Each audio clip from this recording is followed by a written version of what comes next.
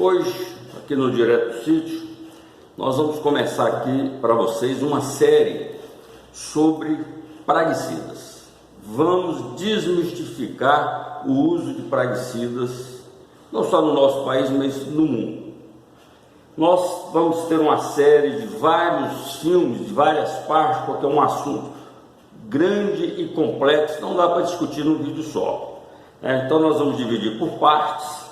Primeiro vou me apresentar aqui, como é um assunto bastante técnico, hoje nós vamos trabalhar o Dr. Paulo César, é um agrônomo formado pela Unesp e atuei 40 anos no Ministério da Saúde trabalhando com tecnologia de aplicações de inseticidas e controle de doenças.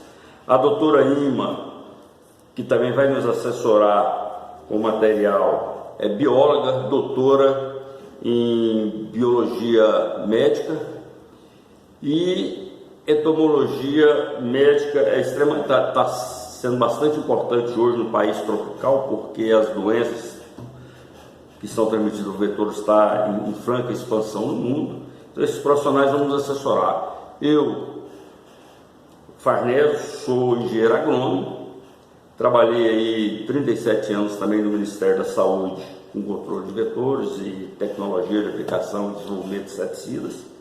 Então nós vamos fazer uma série para vocês e espero que vocês tenham o máximo de aproveito possível. Nós vamos falar de assuntos gerais, tecnologia de aplicação, vamos falar dos praguicidas, das formulações, do equipamento de aplicação, porquê de aplicar, vamos falar de controle de pragas, as diversas maneiras de fazer controle de pragas, ou seja, um assunto bastante diverso, um assunto bastante expressivo, interessante e importante para a discussão, né? Hoje nós temos aí de um lado ambientalistas com pouco conhecimento na área, falando um monte de coisas verídicas, mas são extremamente importantes no contexto também para aqueles que gostam muito, né, de trabalhar com esses praguicidas para dar uma refreada também. Então, ou seja, todo debate é importante, todo debate ele leva ao desenvolvimento, né, de novas tecnologias, de novos produtos, novos equipamentos,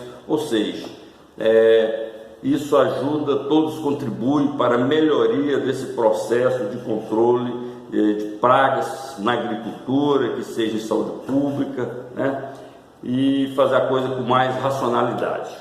Bom, então nós vamos começar aqui falando um pouquinho sobre praga, né? O que é praga, né? O que é praga? Bom, praga, uma definição muito simplista, seria qualquer ser vivo ou não, né, que esteja em local inadequado, em quantidade inadequada e no momento inadequado. Portanto, tudo que é vivo ou não aqui no nosso planeta pode ser considerado praga, desde que ele esteja num local que não é para ele estar naquele momento e nem naquela quantidade, né? Se você falar, vou dar um exemplo, né? Se você tiver por exemplo, uma lagarta que come soja, uma lagarta numa lavoura, ela não se constitui uma praga. Ela está ali num local que na verdade não deveria estar, né? Mas ela está numa quantidade tão pequena que ela não vai trazer nenhum prejuízo, né? Então ela não é considerada praga, então ela teria que estar em quantidade suficiente para trazer algum dano àquela lavoura. Então, se é pouca, ela não é considerada praga porque ela não está trazendo danos. A mesma coisa nós vamos colocar aqui uma praga urbana, vamos colocar aqui o Aedes aegypti. Um Aedes aegypti numa comunidade, numa cidade, né, ele não se constitui na praga, é uma quantidade tão pequena que dificilmente ele vai ali conseguir estabelecer uma cadeia de transmissão da doença. Agora, se você tiver aí milhões de Aedes aegypti em um determinado local, entrou o vírus, sim, ele vira uma praga que ele começa então a transmitir doença. Então ele está em quantidade que traz danos, né, num local que ele não deveria, principalmente no nosso país, é um mosquito exótico, né, um mosquito que veio da África, portanto ele não é um mosquito nosso aqui do nosso país. Ele está num momento inadequado, num local inadequado e em quantidade inadequada, por isso ele se transforma numa praga. Bom, as pragas elas podem ser tanto na zona rural como na área urbana. As pragas de área rural, geralmente, elas estão mais associadas à agricultura, à pecuária, né? E também às florestas, né? A silvicultura, né? São as culturas de florestas. E elas são, então, pragas consideradas pragas de área rural, aquelas que trazem danos, né, às nossas lavouras, né, doenças e aos nossos animais, os animais domesticados ou não, né? E também as nossas florestas, plantadas ou não, né?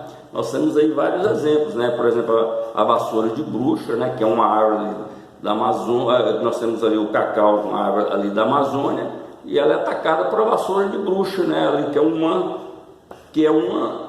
fungo, que é uma doença que traz danos enormes, né? A nossa cultura. E uma floresta pode ser considerada uma floresta, né, de cacau ou uma lavoura de cacau, né? Então fica aí a definição. E urbana, quais são as pragas urbanas mais comuns, né? Nós temos várias, né? Então as pragas urbanas são aquelas que trazem danos, né, principalmente na área urbana às pessoas e aos animais, né? As pragas urbanas que nós temos aí em quantidade grande, pombo, né? Traz aí, são relatórios de várias doenças. Nós temos aí o rato, né? Nós temos aí os mosquitos transmissores de doenças. Nós temos um grande exemplo hoje, o Aedes aegypti, né? Aedes albopictus, que hoje transmite aí o dengue, febre amarela, zika, chikungunya, né?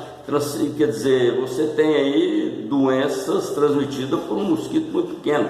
Quer dizer, são pragas urbanas, né? Todos esses trazem problemas enormes para nós. E temos ainda aquelas pragas que acompanham o ser humano, que às vezes não transmite doença em determinado momento, mas é uma praga, né? Por exemplo, nós temos aí os animais sinantrópicos, aqueles que acompanham o homem onde ele vai, né? Nós temos aí a barata, né? Percevejo, nós temos aí as pulgas, ou seja, o próprio rato. Então nós temos uma série de pragas, a gente chama de animais sinantrópicos, que é onde o homem está e ele está acompanhando. É também uma praga urbana, geralmente, e pode também ser uma praga rural. O homem está na região urbana, carrega os seus móveis e muda para uma área rural. Ele leva ali os seus ovos de barata, leva ali rato, leva ali e vai infestar aquela área que às vezes até então não tinha essas pragas. São os animais sinantrópicos que podem também atuar tanto na área urbana quanto na área rural, né? Bom, o pior de todos eles hoje, que traz um grande prejuízo para o ser humano, né, principalmente na questão da doença, né, são essas pragas, vetores, né, transmissores de doenças, aqueles que transmitem a dengue, malária, leishmaniose, né, esquistossomose, que transmite doença de Chagas. Então nós temos aí uma série de doenças, né, transmitidas por essas pragas, que pode às vezes estar tanto na área urbana como rural, e alguns é mais comum na área urbana, como são, por exemplo, o Aedes transmissores aí dessas doenças que nós acabamos de falar.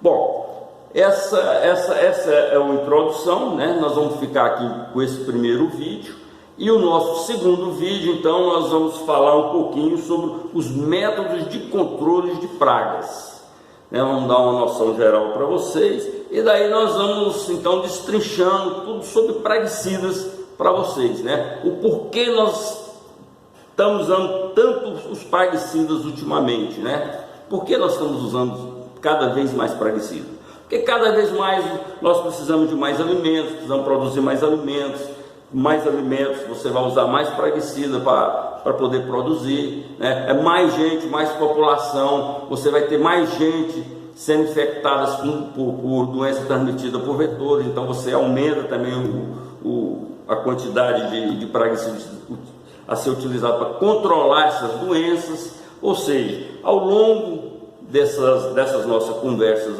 informais aqui, nós vamos mostrar para vocês a importância desses praguicidas, que eles não são vilão na história, né? Na verdade são ferramentas importantíssimas para trazermos aí mais tranquilidade, mais alimento na mesa do nosso povo. Então, se você gostou, né, dessas dicas, dê um like, né? se inscreva no nosso canal, aperta aí no sininho para toda semana você ter uma notificação do assunto novo e compartilhe com os amigos. Realmente esse é um assunto importante que interessa a todos nós, tanto moradores da zona urbana, como moradores da zona rural, quanto que sejam produtores de alimentos ou não. Até lá, até o próximo vídeo.